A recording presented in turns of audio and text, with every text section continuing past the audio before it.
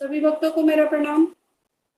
अर्थ, ऐसा ज्ञानी पुरुष पूर्ण रूप से संयमित मन तथा बुद्धि से कार्य करता है, अपनी संपत्ति के सारे स्वामित्व को त्याग देता है और केवल शरीर निर्वाह के लिए कर्म करता है। इस तरह कार्य करता हुआ वह पाप रूपी फलों से प्रभावित नहीं होता। तात्पर्य श्रील प्रभुपाद के द्वारा। श्रील प्रभुपाद की जय। कृष्ण भावना भावित व्यक्ति कर्म करते समय कभी भी शुभ या अशुभ फल की आशा नहीं रखता। उसके मन तथा बुद्धि पूर्णतया वश में होते हैं। वह जानता है कि वह परमेश्वर का भिन्न अंश है, अतः अंश रूप में उसके द्वारा संपन्न कोई भी कार्य उसका ना होकर उसके माध्यम से परमेश्वर द्वारा संपन्न हुआ होता है। जब हाथ हिलाता है तो यह स्वेच्छा से नहीं हिलाता, अपितु सारे शरीर की चेष्टा से हिलाता है। कृष्ण भावना भावित व्यक्ति भगवत शिक्षा का अनुगामी होता है, क्योंकि उसकी निजी इंद्रिय तृप्ति की कोई कामना नहीं होती। वह यंत्र के एक पुर्जे की भांति हिलता डुलता है। जिस प्रकार रख रखाव के लिए पुर्जे को तेल और सफाई की आवश्यकता होती है, उसी प्रकार कृष्ण भावना भावित व्यक्ति कर्म के द्वारा अपना निर्वाह करता रहता है, जिससे वह भगवान की दिव्य प्रेम भक्ति करने के लिए ठीक बना रहे। अतः वह अपने प्रयासों के फलों के प्रति निश्चेष्ट रहता है। पशु के समान ही उसका अपने शरीर पर कोई अधिकार नहीं होता। कभी कभी क्रूर स्वामी अपने अधीन पशु को मार भी डालता है, तो भी पशु विरोध नहीं करता, ना ही उसे कोई स्वाधीनता होती है। आत्म साक्षात्कार के पूर्णतया तत्पर कृष्ण भावना भावित व्यक्ति के पास इतना समय नहीं होता कि वह अपने पास कोई भौतिक वस्तु रख सके। अपने जीवन निर्वाह के लिए उसे अनुचित साधनों के द्वारा धन संग्रह करने की आवश्यकता नहीं रहती। अतः वह ऐसे भौतिक पापों से कलमश मात्र भी नहीं कलमयग्रस्त नहीं होता। वह अपने समस्त कार्यफलों से मुक्त रहता है। श्रील प्रभुपाद की जय। प्रभुपाद जी ने इतना सुंदर इसका तात्पर्य लिखा है और बिल्कुल ये लेसन बताया है हमारे लिए कि हम तो कार्य करें, है ना। तो हम देखते हैं कि ये जो भौतिक संसार है ना, जब मनुष्य शरीर लेकर के इस संसार में आता है, तो क्योंकि भगवान ने गीता के 16वें अध्याय के 16वें श्लोक में भी बोला है कि है ना कि जीव जो है ना अनंत है ना। जीव अनंत है, अनंत मतलब बहुत है जीव। तो उन सारे जीवों को भगवान ने दो श्रेणियों में बांट दिया है। पहला है च्युत और दूसरा है अच्युत। च्युत वो होते हैं जो कि भौतिक संसार में तो आ गए और भौतिक संसार में जब गिरते हैं तो उसमें भौतिक जो आवरण है उसमें वो बिल्कुल बंध जाते हैं। मतलब क्या कि भगवान को बिल्कुल ही भूल जाते हैं। वो ये नहीं समझते कि हम भगवान के अंश हैं, हम भगवान के पार्ट हैं और इस संसार में हम दुख भोगने के लिए आए हैं। वो उनको ये समझ नहीं आता, है ना। वो इस संसार में जो चीजें मिलती हैं उसको भोगने का प्रयास करते हैं और फिर उससे तरह तरह के सुख और दुख उठाते हैं। तो वो होते हैं च्युत। और दूसरा होता क्या, अच्युत। अच्युत वो है जो कि इस भौतिक संसार में होते हुए भी भगवान से एकात्म रहता है ना, भगवान से लिंक्ड रहता है। जैसे कि हम एग्जाम्पल ले सकते हैं श्रील प्रभुपाद का, कि प्रभुपाद जी भौतिक संसार में रहते हुए भी इस संसार के सारे कार्य किए उन्होंने, है ना। उनका भी परिवार था, उन्होंने परिवार का भरण पोषण किया, सबको पाला, बच्चों को बड़ा किया, पढ़ाया, है ना। कार्य तो सारे किए उन्होंने, लेकिन भगवान से एकात्म थे। तो भगवान यही यहाँ पे बोल रहे हैं कि भौतिक संसार में मनुष्य जब आया है, जो भी जीव आया है भौतिक संसार में, स्पेशली मनुष्यों के लिए, क्योंकि मनुष्य जो है वही जो है वो कर्म योनि में है और तो सारे भोग योनि में है। तो मनुष्यों के लिए स्पेशली ये बोला गया है कि जो भी भौतिक संसार में आता है तो भौतिक संसार में लिप्त होकर के भौतिक संसार में ही बिल्कुल बंध जाता है। तो वो कैसा है, वो च्युत है ना, वो हमेशा घिरा रहेगा। तो गिरा जो रहेगा वो क्या होगा, बार बार बार बार यहाँ पे आके गिरता रहेगा ना, किसी ना किसी योनि में आता रहेगा।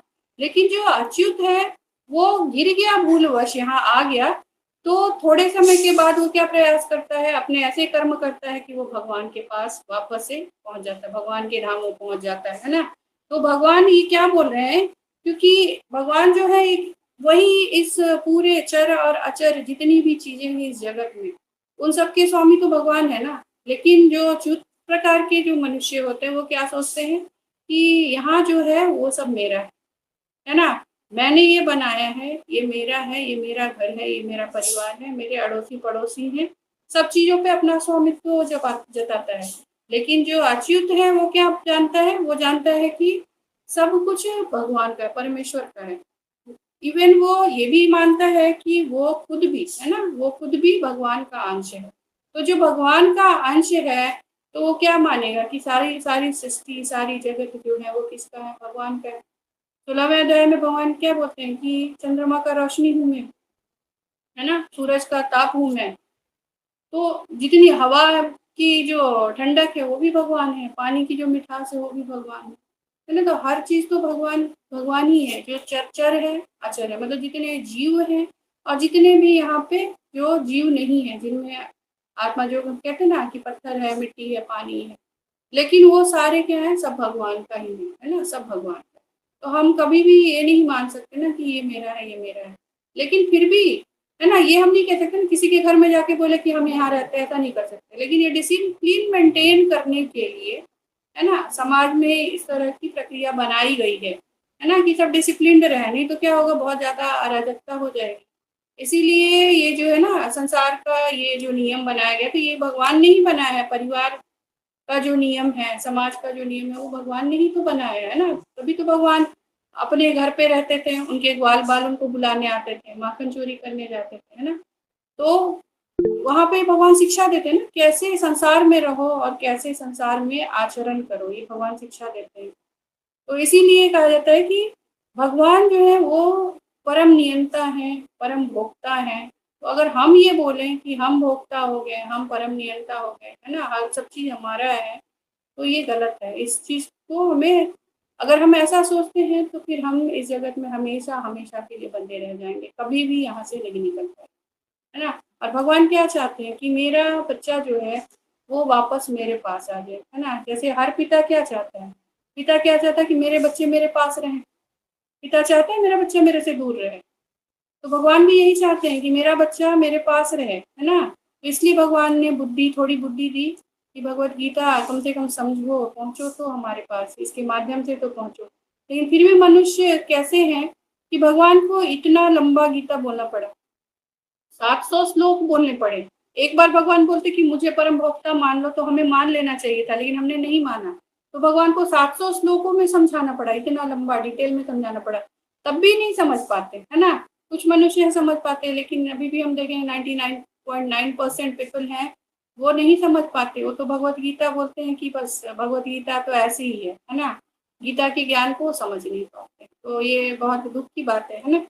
अच्छा, यहाँ पे क्या भगवान बोल रहे हैं फिर, और कि कृष्ण भावना भावित में जो व्यक्ति है ना, कृष्ण भावना भावित में स्थित होकर के कर्म करता है ना, तो बाहर की दुनिया में तो वो बाहर की दुनिया की दृष्टि के अनुसार से तो कर्म कर रहा है सारा, है ना।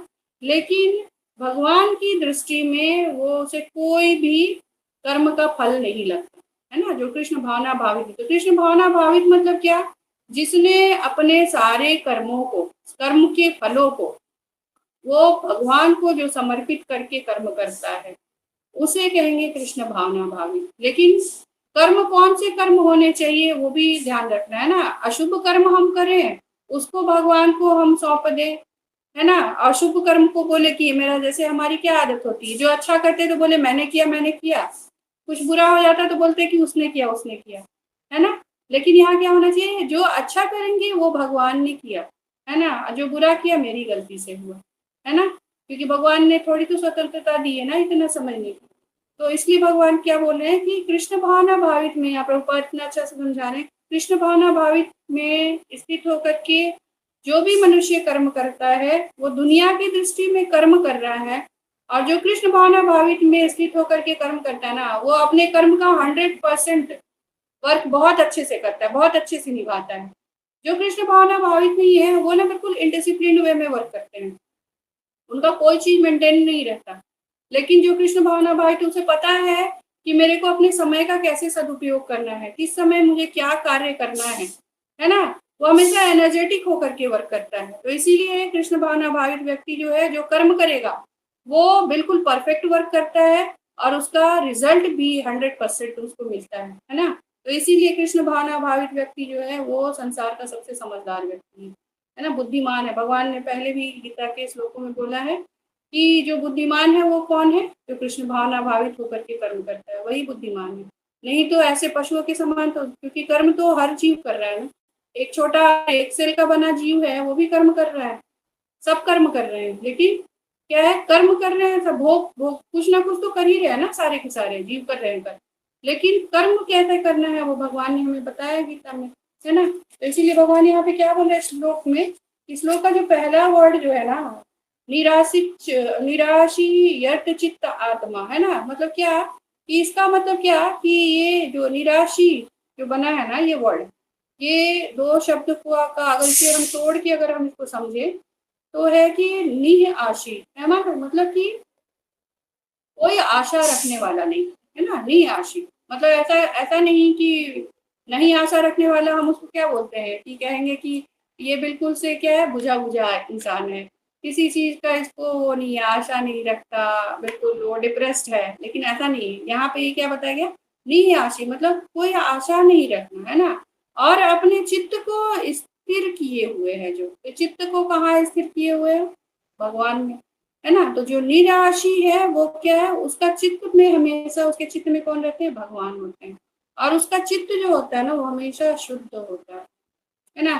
कि भागवतम में भी कपिल मुनि है, वो तीसरे स्कंद में कपिल मुनि तीसरे स्कंद के कुछ 22वें 23वें श्लोक अध्याय में कपिल मुनि बोल रहे हैं कि बता रहे हैं वो कि चित्त जो होता है मनुष्य का हमेशा शुद्ध होता है ना, हमेशा ही शुद्ध होता है। जैसे वर्षा का जल है, बारिश का जल जो है हमेशा शुद्ध होता है ना, चाहे वो अमेरिका में बरसे, चाहे इंडिया में बरसे, भारत में बरसे या पाकिस्तान में, तो वहां का जल जो है बारिश का हमेशा शुद्ध रहता है ना। लेकिन जब वो जल इस धरती पे, इस वातावरण में आता है तो उसमें अशुद्धियां मिल जाती हैं, है ना। तो वर्षा का जल जो है हम डायरेक्ट वर्षा का जल लेकर के पी सकते हैं, लेकिन अगर वो इस एटमॉस्फेयर में आ गया तो यहाँ पे बहुत सारे पॉल्यूटेंट्स हैं जो कि उस पानी को गंदा कर देते हैं। उसी तरह जब मनुष्य जो है, क्योंकि मनुष्य जो चित्त के साथ ही तो जन्म लेता है ना, तो चित्त जो है हमेशा शुद्ध है। लेकिन इस भौतिक जगत में जैसे ही आता है मनुष्य, उसके संसर्ग में आता है भौतिक जगत के, उसके चित्त में अशुद्धियां आ जाती हैं, है ना। तो ये हम समझ नहीं पाते कि हमारा चित्त अशुद्ध हो गया। अब चित्त अशुद्ध हो गया तो उसको तो प्यूरिफाई भी करना होगा ना, उसका वे जानना पड़ेगा। पहले तो ये समझे ना कि हमारा चित्त अशुद्ध हो गया, चित्त अशुद्ध हो गया तो उसे प्यूरिफाई करना पड़ेगा। प्यूरिफाई कैसे करना पड़ेगा, तो भगवान के नाम से ही हम प्यूरिफाई कर सकते हैं, भगवत नाम से, है ना। भगवान के नाम की जप से हम अपने चित्त को प्यूरिफाई कर सकते हैं। तो जो ये मानता है ना कि हमारे चित्त में शुद्ध है, हमारा चित्त अशुद्ध है चित्त, तो उसमें कौन रहेगा, भगवान रहेंगे। भगवान तो कहीं गंदी जगह पे नहीं रहते, है ना। तो वो जानता है क्या कि भगवान को परमात्मा के रूप में वो समझता है, जिसका चित्त शुद्ध है ना। तो वो कैसे लोग होते हैं, तो ऋषि मुनि जो होते हैं, है ना, जो ज्ञानी हैं, जो सन्यासी हैं, वो अपना चित्त को हमेशा स्वच्छ रखते हैं, क्योंकि उनको पता है कि भगवान शुद्ध जगह पे ही आएंगे, है ना, गंदी जगह पे भगवान नहीं आएंगे। जहाँ कंटेमिनेशन रहेगा वो भगवान कभी नहीं आएंगे। तो वो अपने चित्त को हमेशा शुद्ध करके रखता है और वो हमेशा अपने चित्त में ही भगवान के दर्शन करता है ना। भगवान का दर्शन हमेशा चित्त में करता है। इसीलिए भगवत गीता में भगवान ने मेरे को अध्याय याद नहीं आ रहा है कि उसमें गीता में भगवान ने हमारे चित्त को दीपक के समान भी बोला है। मेरे को श्लोक याद आएगा तो मैं बताऊंगी। दीपक, है ना, दीपक, तो ऐसा दीपक जिसकी ज्योति जो है वो स्थिर रहती है ना। अगर दीपक को आप आंधियों में जला के रखेंगे तो क्या होगा, ज्योति धीरे धीरे इधर उधर हिलेगा डुलेगा, और फिर बुझ जाएगा, है ना। लेकिन भगवान ने क्या बोला है, हमारा चित्त कैसा है, तो दीपक जैसा है, और उस दीपक दीपक की जो लौ है वो स्थिर है। तो कहाँ स्थिर रहेगी लौ, दीपक की लौ कहाँ स्थिर रहेगी, जिसके चित्त में भगवान रहेंगे, है ना। भगवान अगर स्थित है हमारे चित्त में तो वो हमें शक्ति प्रदान करते हैं। स्थिर रहना, इधर उधर भौतिक चीजों की तरफ भागना नहीं, है ना। क्योंकि भागेंगे तो भागते ही रह जाएंगे, और कभी भौतिक चीजों के पीछे भागने वाले को कभी मंजिल मिलती ही नहीं है ना। क्योंकि एंडलेस है सब चीजें ना, तो भागते रहेंगे और एक दिन क्या होगा, ये शरीर जो है दुर्बल हो जाएगा, शरीर छूट जाएगा, है ना। तो शरीर माध्यम है, और माध्यम से ही हमें सब कुछ प्राप्त करना है, शरीर माध्यम है ना। तो इसलिए यहाँ पे श्लोक में भी बताया गया है कि क्या है, कि ये माने हम कि भगवान ने जो हमें कल पुर्जे दिए ना, उसे हमें क्या करना है, यंत्र जो हमें दिया है उसे क्या करना है, हमेशा ऑयलिंग ग्रीसिंग करके हमें उसको फिट रखना है, ताकि हम भगवान की भक्ति कर सकें, है ना। यहाँ पे श्लोक में भगवान ने प्रभुपाद जी ने अपने तात्पर्य में बिल्कुल रखा है कि तेल का और सफाई की आवश्यकता है। तेल और सफाई की आवश्यकता मतलब क्या, कि हमें हमेशा क्या करना है, मेंटेन रखना है। अपने बॉडी को हम कैसे मेंटेन कर सकते हैं, भगवत गीता के ज्ञान से, गीता के स्टडी करके, है ना। तो हमें पता है कैसे हम अपने आप को मेंटेन कर सकते हैं। ये नहीं कि जिम जा करके मेंटेन कर पाएंगे हम अपने आप को, वो कभी नहीं हो सकता, है ना। जिम जाने वाले भी बार बार बीमार पड़ते हैं, शरीर से तो बीमार पड़ते हैं, वो मन से भी बीमार हो जाते हैं। लेकिन भगवत गीता पढ़ने वाला मन से कभी बीमार नहीं होता, है ना। शरीर तो विनाश होने वाला है ही, तो शरीर से तो बीमार पड़ेगा, लेकिन मन से कभी बीमार नहीं, हमेशा स्वस्थ रहता है। तो यही पे यहाँ पे भगवान इसलिए बोल रहे हैं कि भगवान ने चित्त की तुलना दीपक से की है, और दीपक की ज्योति स्थिर होनी चाहिए। मतलब क्या, बाहरी जो भौतिक चीजें हैं उससे आकृष्ट होकर के दीपक जो है वो हिलना डुलना नहीं चाहिए। मतलब हमारा चित्त इधर उधर भागना नहीं चाहिए, हमेशा स्थिर रहना चाहिए।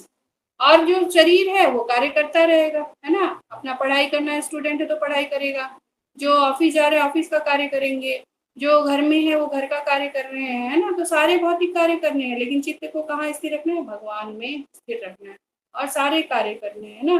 तो जैसे कि हमारा शरीर का हर अंग काम करता है ना, काम करते हैं, यहाँ पे श्लोक में भी बताया गया काम करता है ना। लेकिन अगर मान लो कि हाथ को हम अलग कर दें, अगर हमने हाथ को अलग कर दिया, या किसी शरीर के एक अंग को अलग कर दिया, पैर को अलग कर दिया, या आंख को अलग कर दिया, तो जो अलग कर दिया उसकी इंपॉर्टेंस रहेगी क्या। हाथ को शरीर से अलग कर दिया तो क्या हाथ कार्य कर सकता है, नहीं कर सकता ना। तो उसी तरह से हम, क्योंकि भगवान के अंश है ना, भगवान की हम पार्ट हैं, तो हम भगवान से अलग हो करके हमारी इंपॉर्टेंस कुछ भी नहीं है ना। हम कुछ भी नहीं रहेंगे, बिल्कुल हाथ अलग कर दिया तो थोड़े दिन में सड़ गल करके खत्म हो जाएगा। उसी तरह हम अगर भगवान से अपना कनेक्शन नहीं रखेंगे ना, इस भौतिक जगत में हम सड़ गल जाएंगे, है ना। कोई इंपॉर्टेंस नहीं रहेगा, कोई काम के हम नहीं बचेंगे। इसीलिए हमेशा हमें क्या करना है, कि भगवान से कनेक्टेड रहना है, क्योंकि जीव जो है भगवान का अंश है, और जब तक वो भगवान से जुड़ा रहेगा वो अमूल्य है ना। ऐसे तो हमारी कोई कीमत नहीं है, लेकिन हम अमूल्य बन जाते हैं कब, जब हम भगवान से जुड़े रहते हैं, है ना। जैसे कि एक एक लोहा है, या आप ये एग्जांपल ले सकते हैं, क्योंकि एक लकड़ी है ना, और एक लोहा है। अगर लोहे को आपने लकड़ी के साथ बांध दिया और समुद्र में फेंक भी दिया, तो क्या होता है, वो लोहा तैरते रहता है लकड़ी के साथ साथ, है ना, कभी डूबता नहीं। लेकिन अगर लोहे को ऐसे डाल दे, लकड़ी तो हमेशा तैरेगी ना, लकड़ी कभी डूबेगी नहीं, है ना। तो लोहे को अगर हम ऐसे डाल दे तो लोहा तो डूब जाएगा। तो इसीलिए हमें भगवान से कनेक्टेड रहना है। और भगवान से कनेक्टेड कैसे हम रह सकते हैं, तो भगवान ने जो लकड़ी भेजी है ना, मतलब जो गुरुजन भेजे हैं भगवान ने, है ना, उनसे कनेक्टेड रहेंगे हम, तो हम कभी डूबेंगे नहीं। और डूबेंगे नहीं तो हमें कभी ना कभी तो पार लग ही जाएंगे ना, किनारे पे लग जाएंगे। तो इसीलिए हमें अपना, जो भगवान ने हमें बोला है ना कि हम बहुत अमूल्य हैं, लेकिन हमें अपनी अमूल्यता को बना के रखना है। कैसे रखेंगे, तो भगवान से कनेक्टेड रहेंगे तभी। और भगवान से कनेक्टेड रहने का सबसे अच्छा माध्यम क्या है, भगवत गीता भागवतम। इससे अच्छा तो, इससे आसान कुछ है भी नहीं ना, क्योंकि हमारी बुद्धि बहुत छोटी है। तो इसीलिए भगवान इतना छोटा, इतना आसान सा सब चीज बना करके भेज दिया हमारे लिए, कि लो इसको तो समझो, है ना। तो इसलिए भगवान से हमें हमेशा कनेक्टेड रहना है। और ऐसा हम देख सकते हैं ना कि इंसान जो है ना, क्योंकि हमारी प्रवृत्ति होती है ना, हम बार-बार पाप करते हैं। पाप करते हैं हम ना, कहीं न कहीं, कभी-कभी होते रहता है पाप। तो हम देखते हैं कि इंसान ऐसे कर्म करता है ना कि उसे पाप हो जाता है। तो पाप करने से इंसान डरता नहीं है, बहुत सारे लोग है ना, पाप करने से नहीं डरते। किससे हमें डर लगता है? पाप के फलों से डर लगता है ना? तो पाप के फल को कौन समझ सकता है? जिसने भगवान की वाणी को समझा है। नहीं तो अधिकतर लोग इस संसार में कैसे हैं, जिनको कि पता ही नहीं है कि क्या पाप है। अगर चोर चोरी कर रहा है, लगातार वो चोरी करता है, उसको अगर वो पता रहता कि वो इसका फल क्या मिलेगा उसे, है ना? उसे उसे तो ये लगता है कभी पकड़ा जाऊँगा तो जेल चला जाऊँगा, फिर 3 महीने में छूट के आ जाऊँगा, फिर वापस चोरी करूँगा। लेकिन उसे ये नहीं पता कि असली जेल में जब मैं पकड़ा जाऊँगा तो मेरी गति क्या होगी, है ना? कैसे-कैसे मेरे को नर्क से गुज़रना पड़ेगा, कितनी यातनाएँ सहनी पड़ेगी, वो नहीं जानता ना। तो इसीलिए वो क्या करता है, पाप करते जाता है, क्योंकि उसे फल पता ही नहीं है। तो जिसे पता है कि पाप करने का फल क्या है, वो पाप नहीं करता, है ना? तो मतलब कर्म ऐसे करता है कि उसे पाप नहीं लगे, क्योंकि पाप लगेगा तो उसका तो बहुत जेल बहुत मुश्किल है, भगवान का जेल, बहुत कठिन है उस जेल को पार कर पाना। वहाँ से और जेल में बंद गए तो फिर तो निकलना ही मुश्किल है। और अभी भी तो हम जेल में ही बंधे हुए हैं ना। ये जो अशाश्वत संसार है ना, जो कि दुखालयम, है ना? भगवान ने हमें दुखालयम में भेजा है ना। तो यहाँ पे क्या है कि यहाँ तो सब कुछ क्या है, दुःख ही देने वाला है। अगर आप ये सोचें कि एक एग्ज़ाम्पल ले सकते हैं कि अगर मान लो कि एक कपड़े की दुकान है, वहाँ आप जा कर के बोलो कि मेरे को फ्रूट्स चाहिए, फल चाहिए, सेब दे दो 1 किलो, तो मिलेगा क्या? दुकान वाला क्या बोलेगा, पागल हो क्या? हाँ, यहाँ दिख नहीं रहा कपड़े बेच रहे हैं हम। तो ऐसे ही ये संसार जो है ना, ये दुखालयम है। लेकिन हम यहाँ आ कर के ना इस चीज़ को भूल जाते हैं, है ना? कि दुःख का ये दुकान है, तो यहाँ पे आकर के कैसे सुख मिलेगा, है ना? यहाँ आकर के बोलेंगे सुख दे दो तो सुख मिलेगा, नहीं मिलेगा, है ना? तो इसीलिए हम बार-बार दुखी होते हैं, है ना? तो इसीलिए हमें ये समझना पड़ेगा कि हम इस संसार में आए हैं, क्योंकि हमें यहाँ पे भगवान ने हमने जो कर्म किए थे, उसका ही फल भोगने के लिए भेजा है। और कुछ लोग ऐसा भी बोलते हैं, तो फिर ये जो साधु सन्यासी हैं, जो गुरुजन हैं, फिर वो यहाँ क्यों आए हैं, है ना? तो उन्होंने भी कोई पाप किया होगा, तो ऐसा नहीं है ना, क्योंकि उन्होंने पाप नहीं किया। वो तो भगवान के द्वारा भेजे गए दूत हैं, हमारे लिए हैं। जिन्होंने पाप किया उनको उबारने के लिए ना, शिक्षा देने के लिए हमारे शिक्षक हैं वो, है ना? तभी तो, या भगवान जब-जब आते हैं, भगवान जब-जब धरती पे आते हैं तो क्या होता है, उनके साथ उनके जितने परिकर हैं, है ना? उनके साथी संगी हैं जो, सब आते हैं ना भगवान के, है ना? सारी गोपियाँ आती हैं, है ना? माता यशोदा आती हैं, सुदामा आते हैं, ग्वाल बाल आते हैं, भगवान के साथ उनकी जो गैया हैं वहाँ पे गोलोक धाम में, वो भी आती हैं, है ना? सारी गैया आती हैं, कितने सारे जीव आते हैं उनके साथ, उस धाम से, वृंदावन धाम से आते हैं, जो असली गोलोक धाम है। तो भगवान की जब-जब लीला होती है, तो बहुत सारे लोग आते हैं, लेकिन हम में इतनी शक्ति नहीं है कि हम पहचान पाएँ कि यहाँ पे जो दिख रहा है जीव, वो पाप भोगने आया है या हमें तारने आया है। तो हमारे में इतनी शक्ति नहीं है ना, हम पहचान नहीं पाते, है ना? जैसे हम जाते हैं, वृंदावन जाते हैं, है ना? धाम पे जाते हैं, तो हमें समझ नहीं आता कि वहाँ इतने सारे जीव हैं, तो वो हमारे जैसे हैं क्या? हम तो यही सोचते हैं ना हमारे जैसे हैं, है ना? या हम कुछ ज़्यादा फैशन में जाते हैं, हम कहते हैं वहाँ तो, यहाँ तो ऐसे लोग रहते हैं, है ना? ना ढंग के कपड़े पहने हैं, ना इनको बिल्कुल, यहाँ पे कैसे घर में लोग रह रहे हैं, गलियाँ छोटी-छोटी हैं, है ना? क्योंकि मेरे मेरे को याद है जब मैं बहुत पहले जब वृंदावन गई थी, तो वहाँ पे ना वो बहुत भीड़ था, ऑटो वगैरह भी नहीं मिल पा रहा था और गलियों में पानी भरा हुआ था। तो मेरे को बड़ा ये लग रहा था कि कहाँ हम आ गए, क्योंकि महात्म्य ही नहीं पता था कि यहाँ का हर जीव तो भगवान का संगी है। तो वो तो भगवान के साथ यहाँ आया, क्योंकि भगवान तो वृंदावन में हमेशा निवास करते हैं। तो जब भगवान वृंदावन में हमेशा निवास करते हैं, तो उनके साथी भी तो उनके साथ ही रहेंगे ना। जितने वहाँ बच्चे खेलते हैं सब तो ग्वाल बाल हैं, जितनी गैया हैं सब भगवान के धाम की आई हुई हैं गैया। ना, जितने लोग, जितनी माताएं हैं सब यशोदा माता है वहां, तो जितने बाबा हैं सब नंदलाल बाबा हैं, तो इतना समझ ही नहीं था, है ना। लेकिन अब लगता है कि वृंदावन क्या है ना। वहाँ अब वहाँ जाना है तो वहाँ क्या देखना है, वहाँ की ग्वाल बाल देखने, वहाँ की गैया देखनी, वहाँ की गलियों के कीचड़ नहीं देखनी ना। तो वो धीरे धीरे, तो ये ज्ञान कहाँ से आया, ये ज्ञान गीता से ही तो आया ना। गीता को जब हमने पढ़ा, और वो भी जब ग्रुप में स्टडी करें तो और भी बेटर होते जा रहा है ना। तो इस श्लोक से हम यही समझ सकते हैं कि हमें जो है ना वो कैसे बन के रहना है। हमें जो दो कैटेगरी शुरू में बताया ना कि च्युत और अच्युत, तो हमें कैसे बनना है, अच्युत बन के रहना पड़ेगा, है ना। तो अच्युत कब बन पाएंगे हम, जब परमेश्वर से हम एकात्म हो पाएंगे, परमेश्वर से हम कनेक्शन बना पाएंगे। और गीता, भगवत गीता से अच्छा तो कुछ है ही नहीं कनेक्शन बनाने के लिए, है ना। बहुत इजी माध्यम है। तो गीता की स्टडी ऐसी होती रहनी चाहिए। तो और भी कोई भक्त कुछ बोलना चाहे तो प्लीज बोलिए। धन्यवाद।